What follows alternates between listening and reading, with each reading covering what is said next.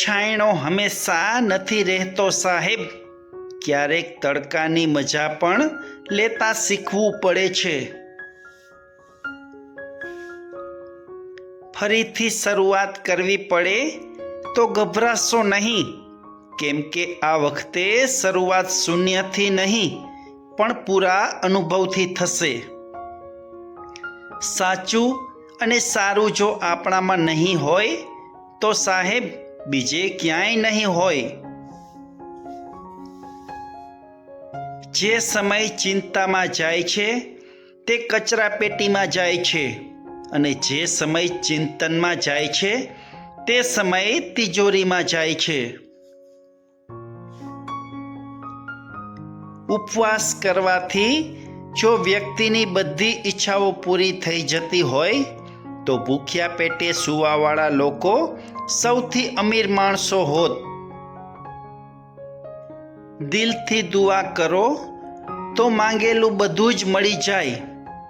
વાણી અને વર્તનમાં જો મીઠાશ હોય તો દુશ્મન પણ નમી જાય. તમે કેટલા ધનવાન છો તે જાણવું હોય તો એવી વસ્તુઓ ગણવા માંડો જે ધનથી ખરીદી નથી શકાતી અને તમારી પાસે છે. સોય જ્યારે ચાલે તો સરસ કપડાં બનાવી દે છે.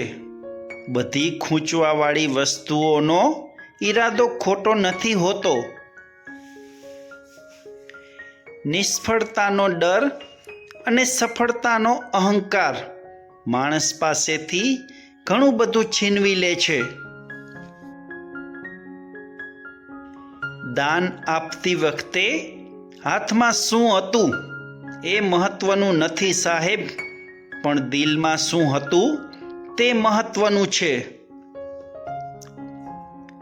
કહાનીઓ હોય છે એ માણસ પાસે જે ક્યારેય કોઈને કશું જ કહેતો નથી.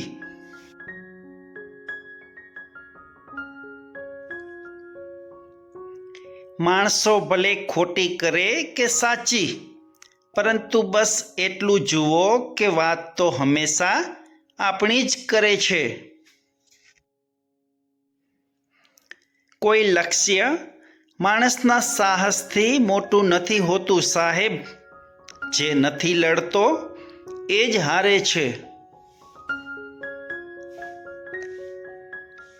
બીજાનું સારું કરવાની વૃત્તિ હોય તો ઈશ્વરને પણ મુશ્કેલીમાં આપણી મદદ કરવા આવવું જ પડે છે.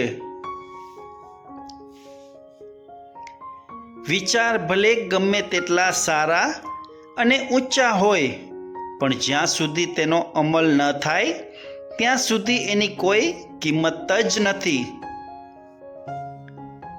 જીવનમાં અતિની ગતિને રોકી શકનાર વ્યક્તિ જ પોતાની દુર્ગતિને રોકી શકે છે.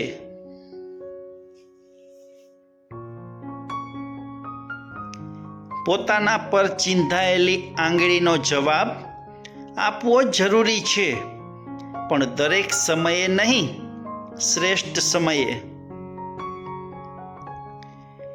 વ્યક્તિઓની બોલવાની મીઠાશ મતલબ પૂરો થયા પછી હંમેશા કડવી થતી જાય છે સાહેબ.